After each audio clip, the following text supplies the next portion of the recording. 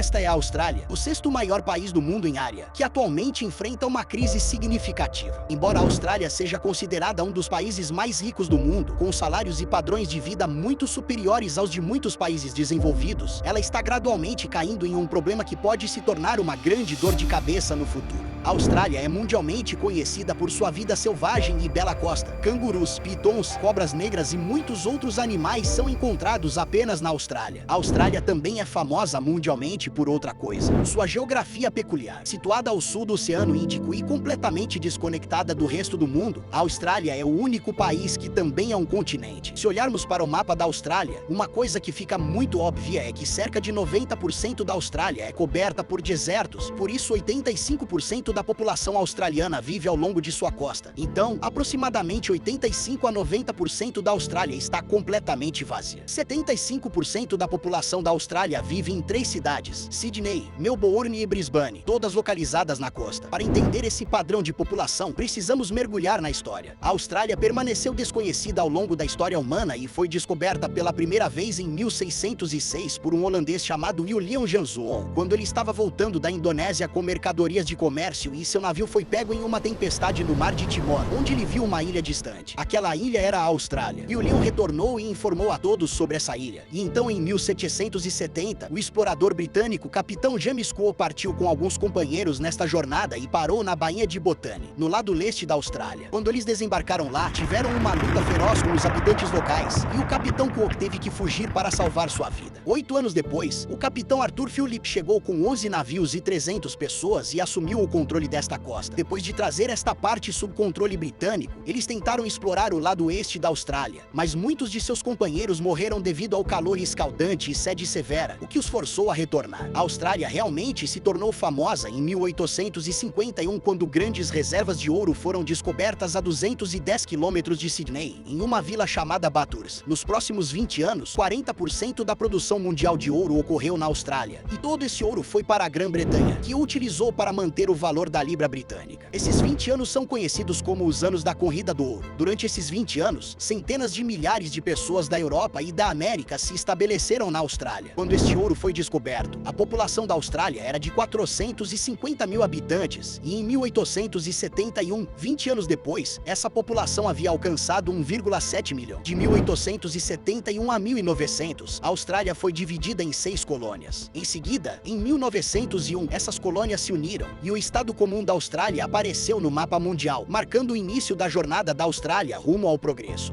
Naquela época, além dos brancos, ninguém mais tinha permissão para imigrar para a Austrália, e isso permaneceu assim pelos próximos 60 anos. Finalmente, em 1966, a política de imigração não branca foi abolida, e os critérios de imigração foram mudados de cor da pele para habilidades, permitindo que milhares de pessoas da Ásia, do Oriente Médio e do Pacífico começassem a se estabelecer na Austrália. Até hoje, pessoas de muitas culturas e países estão se instalando na Austrália, tornando-a um país multicultural onde você encontrará pessoas de todas as raças e religiões. Hoje, a Austrália é o país mais amigável do mundo e ocupa o 8º lugar globalmente em termos de qualidade de vida. Por isso, é um país dos sonhos para muitas pessoas, especialmente aquelas do sul da Ásia. No entanto, a Austrália está caindo numa armadilha. Nos últimos anos, a Austrália tem liderado a lista dos países menos acessíveis do mundo. 3 cidades australianas entraram na lista das 10 cidades mais caras. Sydney é a segunda cidade mais cara do mundo, depois de Hong Kong. Um fator significativo que contribui para a falta de acessibilidade na Austrália é o mercado imobiliário. Depois de assistir ao vídeo até agora, você pode pensar que, como a Austrália tem tanta terra vazia, comprar uma casa lá deve ser muito acessível, mas a realidade é bem diferente. Mas antes de explicar, deixe-me contar um pouco sobre a mentalidade australiana. Geralmente, em qualquer lugar do mundo, possuir uma casa é o sonho de todos, mas para os australianos, uma casa é uma identidade nacional. Na Austrália, uma casa é considerada um símbolo de estabilidade e prosperidade. Mesmo hoje, 75% dos australianos priorizam possuir uma casa como seu principal sonho, mas esse sonho está lentamente morrendo, e deixe-me explicar por quê. Em 1970, o salário anual médio em Sydney era de $4.200, e naquela época, o preço de uma casa típica era em torno de $18.700. Em 2024, o salário anual médio alcançou $74.000, que é 17 vezes maior do que o salário salário de 1970. Mas, por outro lado, o preço médio de uma casa hoje é $1,50 milhão, que é 80 vezes maior do que o preço das casas em 1970. Isso significa que, mesmo se você economizar todo o seu salário pelos próximos 20 anos, seria muito difícil comprar uma casa porque, em 20 anos, os preços das casas terão aumentado ainda mais. E isso não acontece apenas em Sydney, mas em todas as principais cidades australianas. Mesmo aqueles que ganham $100 mil